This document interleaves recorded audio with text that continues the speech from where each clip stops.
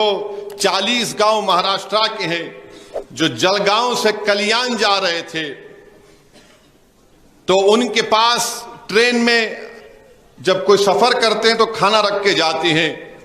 वहां पर बलवाइयों ने, माप ने इस ज़ईफ को 70 साल से ज्यादा इनकी उम्र है, इनसे पूछा कि बता तेरे इस डब्बों में क्या है। तो अशरफ अली सैयद हुसैन साहब ने कहा कि इसमें भैंस के गोश्त का सालन है। महाराष्ट्र में भैंस के काटने पर पाबंदी नहीं है। तो उनको मारा गया, पीटा गया, खूब मारे उनको। वीडियो रिकॉर्डिंग करते हैं मारने की, मुसलमानों की। ये ग्रुप में मारते हैं, 1 to 1 कभी नहीं आते हरामजादे। ये पूरे ग्रुप में आते हैं। ग्रुप में एक ज़ईफ बूढ़े को मारे हैं। आप बताइए कि तुम्हारा बाप भी तो उस तरह की उम्र का होगा जालिमो। तुमने 70 साल के बूढ़े को जो कह रहा है कि भाई भैंस का गोश्त है, वो कल्याण में उतरना चाहते थे, उनका स्टेशन कल्याण था, तो बोले नहीं उतर सकते, और उनके जेब से 2800 रुपये भी छीन लिए ये तमाम जालिम लोग। मोबाइल फोन छीन लिए और धमकी दी अगर पुलिस में कंप्लेन करेंगे तो तुम्हारी जान ले ली जाएगी। रेलवे की पुलिस ने कहा कि नहीं, सीट का झगड़ा था, सीट का झगड़ा नहीं था। अच्छा, आपको मालूम वो जो मारने वाले क्यों जा रहे थे कल्याण को? वो जलगांव से कल्याण क्यों जा रहे थे? वो पुलिस में भर्ती का एग्जाम लिखने जा रहे थे। ये फिर कल मेरी बात हुई अशरफ अली सैयद साहब से। मैं उनसे बात किया फोन करके, हमारे मजलिस के जिम्मेदार उनके साथ गए दोबारा रेलवे स्टेशन को कंप्लेन कराने के लिए। बाद में फिर जब वीडियो आम हो गया, उनसे जो सलूक किया गया, तो हजरत रेलवे पुलिस को जरा शर्म आई। पहले तो बोले नहीं, सीट का झगड़ा है, खैर केसेस बुक करे।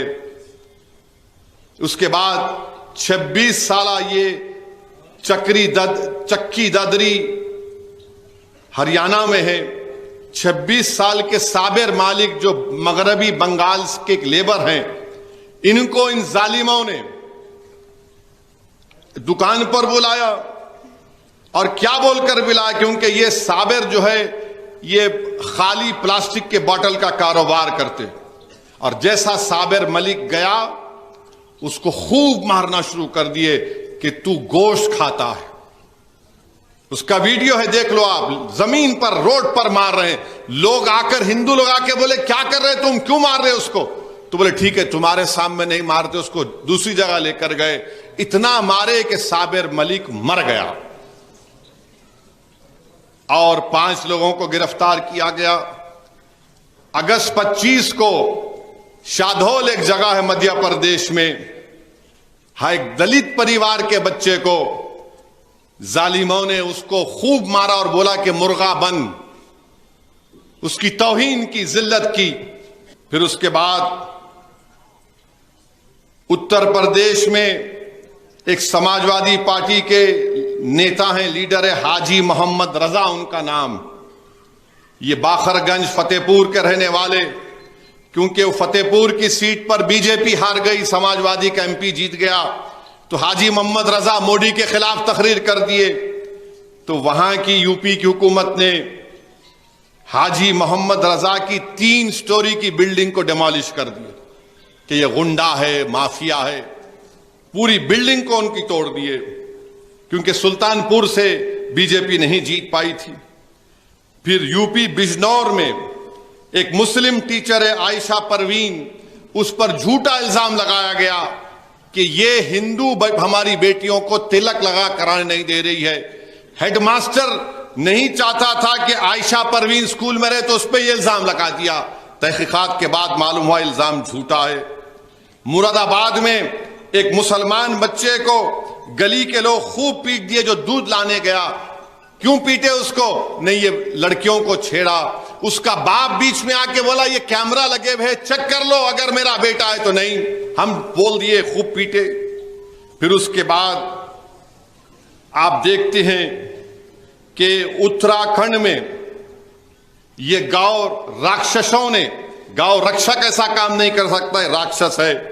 वहां पर एक बच्चा है, वसीम उसका नाम है, उसको पकड़कर मारे उसको। वसीम फिर चला गया। फिर उसके बाद इल्जाम उसके मां बाप के लगा रहे हैं कि हजरत पुलिस ने वसीम को कुएं में ढकल दिया। एक छोटा तालाब था। वसीम एक बॉडी बिल्डर था, बेहतरीन तैराक था। उनके मां बाप कह रहे हैं कि नहीं, उसको तालाब में जब फेंक दिया, वसीम तालाब से निकलकर किनारे पे आया तो पुलिस वाले फिर मारे उसको। चश्मदीद गवाह है, तो पुलिस ने उनको डरा दिया।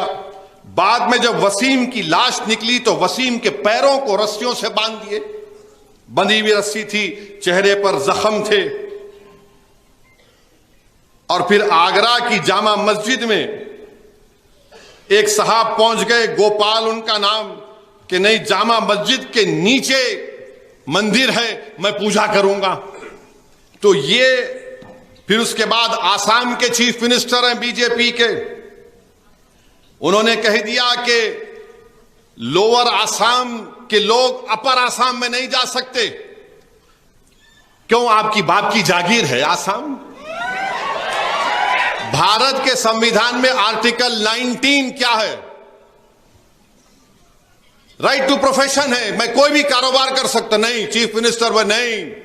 असेंबली में बोल रहे लोअर आसाम के मियां मुसलमान अपर आसाम में नहीं आने दूंगा।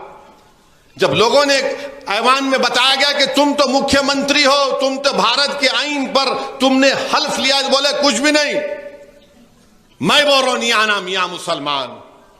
फिर उत्तर वहीं पर आसाम के मुख्यमंत्री ने कहा कि आसाम और मेघालय का बॉर्डर है करीब, तो मेघालय में एक यूएसटीएम मुसलमान साहब ने यूनिवर्सिटी बनाई।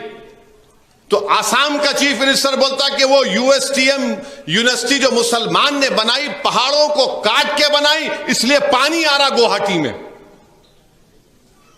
ये कह रहे हैं। और फिर आसाम के मुख्यमंत्री बोलते हैं कि आसाम में तरकारी की कीमत बढ़ गई, ये मियां मुसलमान जिम्मेदार। इनका एक मिनिस्टर है जो लोअर आसाम से मुसलमान लेबर को लेकर गया, 15 लाख बकाया था, तो खूब पीटे, उसका वीडियो बनाए, इतना मारे उन लोगों को। पुलिस से फायर हुआ, किसी को नहीं पकड़ सके। फिर मध्य प्रदेश में हाजी शहजाद अली, हाजी शहजाद अली कांग्रेस के लीडर हैं। 20,000 स्क्वायर फीट का नया घर में अभी सामान गया, खाली मुंतकिल होने वाले थे। उन्होंने, उन तमाम जिम्मेदारों ने, मध्य प्रदेश में छतरपुर एक इलाका है, हाजी शहजाद अली जिम्मेदार है वहां पे मुसलमानों का।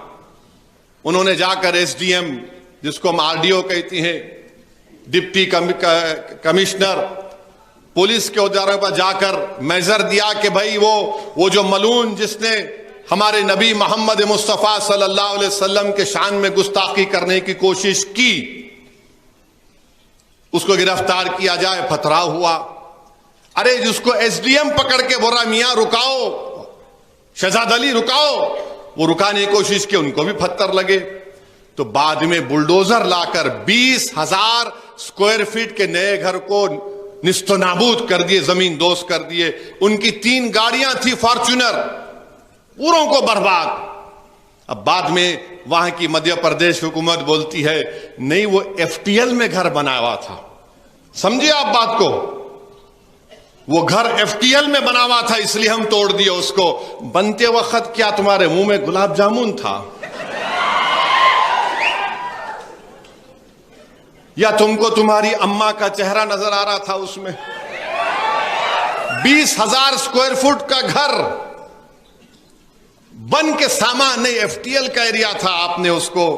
मगर मैं सलाम करता हूं हाजी शहजाद अली, जो आज उस जगह पर नहीं है, मगर हाजी शहजाद अली ने बयान दिया कि मैं अल्लाह के रसूल सल्लल्लाहु अलैहि वसल्लम के नामों से रिसालत के लिए मैं एहतजाज किया।